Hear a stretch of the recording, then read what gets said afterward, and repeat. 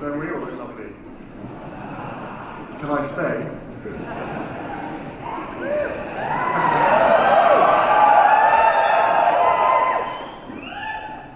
In April 1987, my mother was only 25 years old.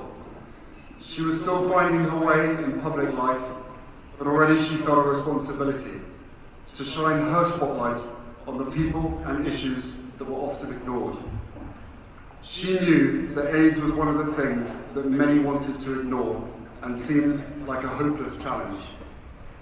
She knew that the misunderstanding of this relatively new disease was creating a dangerous situation when mixed with homophobia. People were ostracized from their communities and sometimes from their families simply for being ill. Staff who treated the ill were themselves often turned away from local barbers and restaurants, even though it was proven that HIV could not be passed on from casual contact. And we faced the very real risk that thousands would die in the UK, including many young gay men of her generation, without making any progress towards treatment of the disease. So when that April, she shook the hand of a 32-year-old man with HIV in front of the cameras, she knew exactly what she was doing.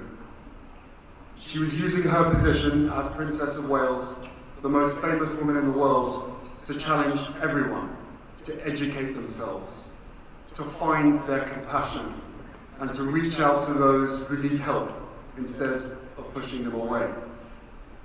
In the years that followed that famous handshake, her work continued, both in public and private.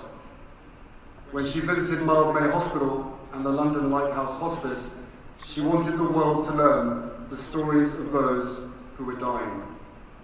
She wanted people to demand action towards treatments that would save lives. And she wanted to get to know those who were dying, not as statistics or patients, but as people. In the year before my mother's death, the first truly effective antiretroviral treatments were developed for HIV and AIDS. She did not live to see this treatment become widely available and save countless lives in the UK and around the world.